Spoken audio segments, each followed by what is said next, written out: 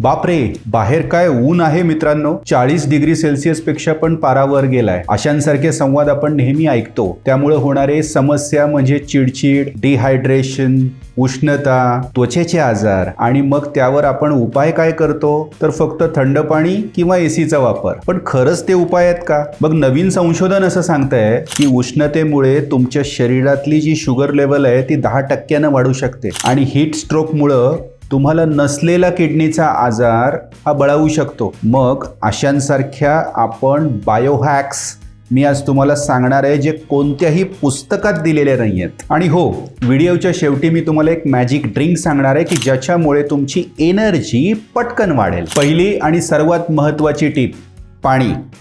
फक्त पाणी नाही तर ते कसं पिताय हे सगळ्यात अति महत्त्वाचं. फ्रीजमधल्या थंड बाटल्यांपेक्षा माठातलं पाणी केव्हाही श्रेयस्कर, कारण ते तुमच्या शरीराचं टेम्परेचर मेंटेन ठेवण्यास मदत करतं आणि किडनीचं आरोग्य सुधारण्यास मदत करतं. साधारणपणे दिवसातून 3 ते 4 लिटर पाणी पिलं पाहिजे. त्या पाण्यामध्ये पुदिना, काकडीचे काप टाकू शकता की जेणेकरून डिटॉक्स वॉटर तयार होईल. आयुर्वेदाप्रमाणे उन्हाळ्यामध्ये आपला अग्नी म्हणजे आपलं पचन संस्था ही वीक असते. आपल्याला भूक कमी प्रमाणात लागते. त्यामुळे हलका आहारामध्ये शक्यतो फळं चावून खावीत की जेणेकरून तुमच्या शुगरही मेंटेन राहतील आणि तुमचं हायड्रेशन देखील मेंटेन राहील. दुपारच्या जेवणात ताक आणि दही नक्की घ्या, कारण हे चांगलं प्रोबायोटिक आहे. बाहेर जाताना शक्यतो SPF 30 असलेलं सनस्क्रीन वापरा. मी तुम्हाला इंटरनल सनस्क्रीन पण सांगणार आहे की जे तुम्हाला शरीराच्या आतून स्किनच्या अल्ट्राव्हायलेट रेजपासून प्रोटेक्शन करण्यास मदत करतं. टोमॅटो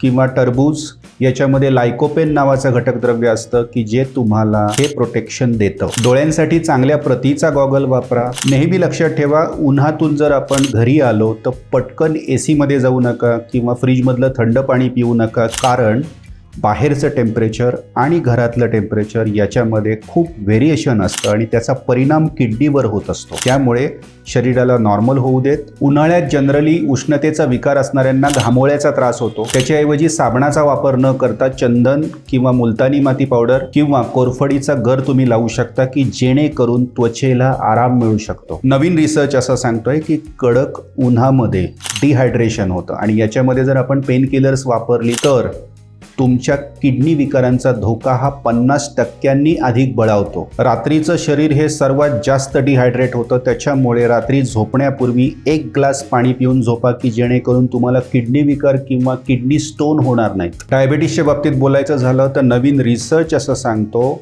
की रेजिस्टंट स्टार्च म्हणजे थंड भात किंवा जर तुम्ही बटाटा थंड करून खाल्ला तर त्याच्यामुळे ग्लायसेमिक इंडेक्स कमी असतो की जेणेकरून तुमच्या शुगर कंट्रोलमध्ये राहतात आणि हायड्रेशन देखील मेंटेन होतं. उन्हाळ्यामध्ये साखरेची पातळी ही सातत्यानं बदलत असते.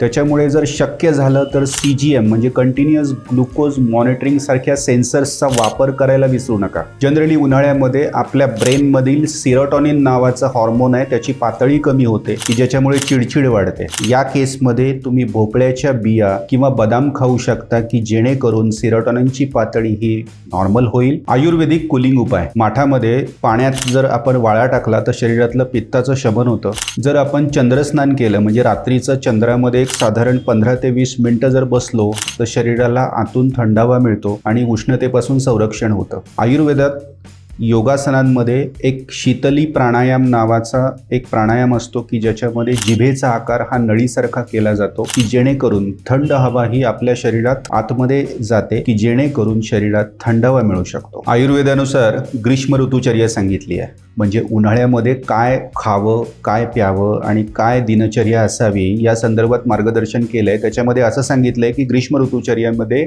आपल्या शरीरातला वात वाढतो आणि तो वाढलेला वात कमी करण्यासाठी तुम्हाला दिवसात झोपायला सांगितलंय. पण दिवसात झोपेच्या संदर्भातले नियम काय आहेत याच्या संदर्भात आपण डिटेलमध्ये व्हिडिओ तयार केलेला होता. त्या व्हिडिओमध्ये तुम्ही जाऊन पाहू शकता. आता वेळ आहे आपल्या बोनस टिपची, जी आपल्याला इन्स्टंट एनर्जी निर्माण करणारं ते मॅजिक ड्रिंक कोणतं आहे ते आहे कोकम सरबत किंवा कैरीचं पन्ह की ज्याच्यामुळे तुमच्या शरीरातील उष्णता कमी होऊन पटकन एनर्जी मिळू शकते. कमेंट बॉक्समध्ये तुमच्या एरियाचं नाव आणि सध्या तिथे टेम्परेचर किती आहे हे नक्की मेन्शन करा. आणि हा जर व्हिडिओ तुम्हाला आवडला असेल तर मित्रांना, नातेवाईकांना शेअर करायला नक्की विसरू नका आणि चॅनलला नक्की सबस्क्राईब करा.